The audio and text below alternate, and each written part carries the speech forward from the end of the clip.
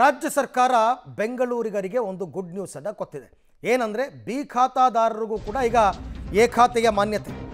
ಯಾರ್ಯಾರ ಸೈಟು ಮನೆಗಳು ಬಿ ಖಾತೆ ಇತ್ತೋ ಸರ್ಕಾರ ಅವರಿಗೆ ಗುಡ್ ನ್ಯೂಸ್. ಬಿ ಖಾತಾದಾರರಿಗೆ ಎ ಖಾತಾ ಮಾನ್ಯತೆಯನ್ನು ನೀಡೋದಕ್ಕೆ ಆ್ಯಪನ್ನು ಇವತ್ತು ಬಿಡುಗಡೆ ಮಾಡಲಾಗ್ತಾ ಇದೆ. ಇನ್ನೇನು ಕೆಲವೇ ಹೊತ್ತಲ್ಲಿ ಆ್ಯಪನ್ನು ಬಿಡುಗಡೆ ಮಾಡಲಿದ್ದಾರೆ DCM DK ಶಿವಕುಮಾರ್. ಇದೊಂದು ದೊಡ್ಡ ಸಮಸ್ಯೆ ಇತ್ತು ಬೆಂಗಳೂರು ಜನಕ್ಕೆ. ಯಾರ್ಯಾರು ಬಿ ಖಾತೆ ಇಟ್ಕೊಂಡಿದ್ರು ಅವರೆಲ್ಲರಿಗೂ ಕೂಡ ಎ ಖಾತೆ ಮಾಡಿಕೊಡ್ತೀವಿ ಅಂತ. ಈಗ ಅದು ಹೇಗೆ ಮಾಡಬೇಕು ಏನು ಎತ್ತ ಅಂತೆಲ್ಲ ಗೊತ್ತಾಗುತ್ತೆ, ಹೇಳ್ತೀವಿ ನಾವು ನಿಮಗೆ. ಬಟ್ ಇವತ್ತು ಆ ಆ್ಯಪನ್ನು ವಿಧಾನಸೌಧದಲ್ಲಿ DK ಶಿವಕುಮಾರ್ ಅವರು ರಿಲೀಸ್ ಮಾಡ್ತಾ ಇದ್ದಾರೆ. ಸೊ ಯಾರ್ಯಾರು ಬಿ ಖಾತೆ ಸೈಟ್ಗಳನ್ನು ಹೊಂದಿದ್ರು ಅವರು ಅದನ್ನು ಎ ಖಾತೆಯನ್ನಾಗಿ ಕನ್ವರ್ಟ್ ಮಾಡಿಸ್ಕೋಬೋದು. ಎ ಖಾತಾ ಪಡೆಯುವ ವಿಧಾನ ಹೇಗೆ, ಏನೆಲ್ಲ ದಾಖಲಾತಿ ಬೇಕು ನೋಡೋಣ. ತಮ್ಮ ಮೊಬೈಲ್ನಲ್ಲಿ ವೆಬ್ಸೈಟ್ಗೆ ಹೋಗಿ OTP ಸಹಿತ ಲಾಗಿನ್ ಆಗಬೇಕು ಈ ಆ್ಯಪ್ಗೆ. ಫೈನಲ್ ಬಿ ಖಾತಾದ EPID ನಂಬರನ್ನು ಅಲ್ಲಿ ನಮೂದಿಸಬೇಕು. ಆಸ್ತಿಯ ಮಾಲೀಕರು ತಮ್ಮ ಆಧಾರ್ ಕಾರ್ಡನ್ನು ಅಪ್ಲೋಡ್ ಮಾಡಬೇಕು. ಸೈಟ್ ಲೊಕೇಶನ್ ಮತ್ತು ಯಾವ ರಸ್ತೆಯಲ್ಲಿ ಬರಲಿದೆ ಅಂತ ಅದನ್ನು ನಮೂದಿಸಬೇಕು. ಪಾಲಿಕೆ ಅಧಿಕಾರಿಗಳು ಸೈಟ್ ವಿಸಿಟ್ ಮಾಡಿದ್ದರ ಬಗ್ಗೆ ಖಚಿತಪಡಿಸಬೇಕು. ಆಮೇಲೆ single flat approval fees guidelines value 5% ಪಾವತಿ ಮಾಡಬೇಕು. ಆನ್ಲೈನಲ್ಲೇ ಪಾವತಿ ಮಾಡಬೇಕು ಅದನ್ನು. ಇಷ್ಟೆಲ್ಲ ಪ್ರೋಸೆಸ್ ಆದ ಮೇಲೆ ಎ ಖಾತೆ ನಿಮಗೆ ಸಿಗುತ್ತೆ. 2000 ಚದರ ಅಡಿ ವಿಸ್ತೀರ್ಣದವರೆಗೆ ಸೈಟ್ಗಳಿಗೆ ಬಿ ಖಾತೆ ಇದ್ದಿದ್ದು ಎ ಖಾತೆ ಮಾಡ್ಕೋಬೋದು. 2000 ಅಂತಂದರೆ ನಿಮಗೆ 30-40 ಸೈಟ್ ಅಂತಂದ್ರು 1200 ಆಯಿತು. 40-40 ಅಂತಂದ್ರು 1600 ಆಯಿತು. ಅನುಕೂಲ ಇದೆಲ್ಲ ಮಾಡಿಕೊಟ್ಟಿರೋದು. ಅದನ್ನು ಕರೆಕ್ಟಾಗಿ ನೀವು ಆ್ಯಪಲ್ಲಿ ಮಾಡ್ಕೋಬಹುದು, ನೀವೇ ಮಾಡ್ಕೋಬೋದು. ದುಡ್ಡನ್ನು ನೀವು ಅಲ್ಲೇ ಆನ್ಲೈನ್ ಪೇಮೆಂಟ್ ಮಾಡಬೇಕು.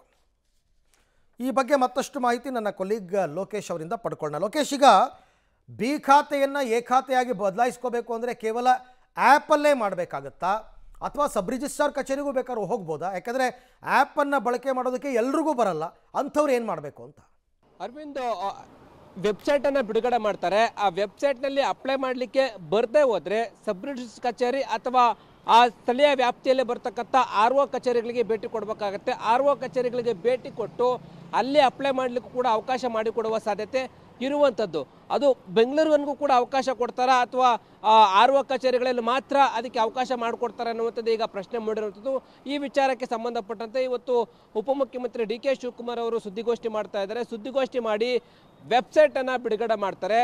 ಏಕಾತವನ್ನು ಹೇಗೆ ಪಡಿಬೇಕು ಅನ್ನೋದ್ರ ಬಗ್ಗೆ ಒಂದಿಷ್ಟು ಮಾರ್ಗಸೂಚಿ ನಿಯಮಗಳನ್ನು ಕೂಡ ಬಿಡುಗಡೆ ಮಾಡ್ತಾರೆ. ಆಗ ನಾಗರಿಕರು ಏನು ಅಕ್ಷರಸ್ಥರಿರ್ತಾರೆ ಅವರೆಲ್ಲರೂ ಕೂಡ ಅಪ್ಲೈ ಮಾಡ್ಬೋದು. ಯಾರು ಓದು ಬರಹ ಬರಲ್ಲ ಅಂಥವರು ಕೂಡ ಅಪ್ಲೈ ಮಾಡಲಿಕ್ಕೆ ಸಾಧ್ಯ ಆಗಲ್ಲ. ಅವರಿಗೆ ಪರ್ಯಾಯ ಮಾರ್ಗ ಏನು ಅನ್ನೋದನ್ನು ಕೂಡ DK ಶಿವಕುಮಾರ್ ಅವರು ತಿಳಿಸ್ಕೊಡ್ತಾರೆ.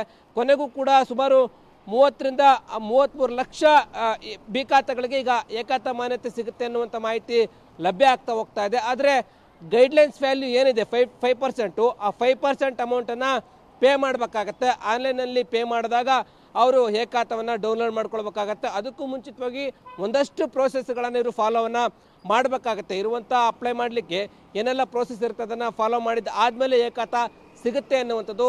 2000 ಚದರ ಅಡಿ ಒಳಗಡೆ ಇರೋರಿಗೂ ಕೂಡ ಏಕಾತವನ್ನು ಪಡ್ಕೋಬೋದು. 2000ಕ್ಕಿಂತ ಹೆಚ್ಚು ಚದರ ಅಡಿ ಹೆಚ್ಚು ಇರ್ತಕ್ಕಂಥ ನಿವೇಶನಗಳು ಕೂಡ ಏಕಾತವನ್ನು ಪಡೀಲಿಕ್ಕೂ ಕೂಡ ಅವಕಾಶವನ್ನು ಮಾಡಿಕೊಟ್ಟಿದ್ದಾರೆ. ಬೇರೆ ಬೇರೆ ರೀತಿಯಾದಂಥ ನಿಯಮಗಳು ಕೂಡ ಜಾರಿಯಾಗುವ ಸಾಧ್ಯತೆ ಇದೆ. ಹಾಗಾಗಿ ಇವತ್ತು 11 ಗಂಟೆಗೆ ಉಪಮುಖ್ಯಮಂತ್ರಿಗಳ ಸುದ್ದಿಗೋಷ್ಠಿಯಲ್ಲಿ ಯಾವೆಲ್ಲ ಅಂಶಗಳನ್ನು ಉಲ್ಲೇಖ ಮಾಡ್ತಾರೆ, ಏಕಾತ ಪಡೀಲಿಕ್ಕೆ ಏನೆಲ್ಲ ಅರ್ಹತೆಯನ್ನು ಪಡೆದಿರಬೇಕು ಎನ್ನುವಂಥದ್ದು ಕೂಡ ಪ್ರಮುಖ ಆಗುತ್ತೆ. ಈಗಾಗಲೇ ಫೈನಲ್ ಏಕಾತ ತೆಗೆದುಕೊಂಡಿರೋರು ಮಾತ್ರ ಅಪ್ಲೈ ಮಾಡಲಿಕ್ಕೆ ಸಾಧ್ಯ ಇದೆ. ಇನ್ನು ಯಾರು ಫೈನಲ್ ಬಿ ಖಾತೆ ತೆಗೆದುಕೊಂಡ್ರು, ಇನ್ನು ಯಾರೆಲ್ಲ ಬಿ ಖಾತವನ್ನು ತೆಗೆದುಕೊಂಡಿಲ್ಲ ಅವರು ಅಪ್ಲೈ ಮಾಡಲಿಕ್ಕೆ ಬರೋದಿಲ್ಲ. ಅವರು ಕೂಡ ಅಪ್ಲೈ ಮಾಡಿ ಬಿ ಖಾತವನ್ನು ಪಡೆದುಕೊಂಡ ಬಳಿಕ ಈ ಒಂದು ವೆಬ್ಸೈಟ್ಗೆ ಹೋಗಿ ಏಕಾತಗೋಸ್ಕರ ಅಪ್ಲೈನ ಮಾಡ್ಬೋದಾಗಿದೆ. ಅರವಿಂದ್, ಥ್ಯಾಂಕ್ ಯು ಲೋಕೇಶ್, ತಮ್ಮೆಲ್ಲ ಮಾಹಿತಿಗಾಗಿ ಧನ್ಯವಾದ. ಸೊ ಮುಂದೆ ಗೊತ್ತಾಗುತ್ತೆ ಇದು ಪ್ರಾಕ್ಟಿಕಲ್ ಆಗಿ ಏನಾದರೂ ಪ್ರಾಬ್ಲಮ್ಸ್ ಇದೆಯಾ, ಈಸಿಯಾಗಿ ಮೂವ್ ಆಗುತ್ತಾ ಗೊತ್ತಾಗುತ್ತೆ.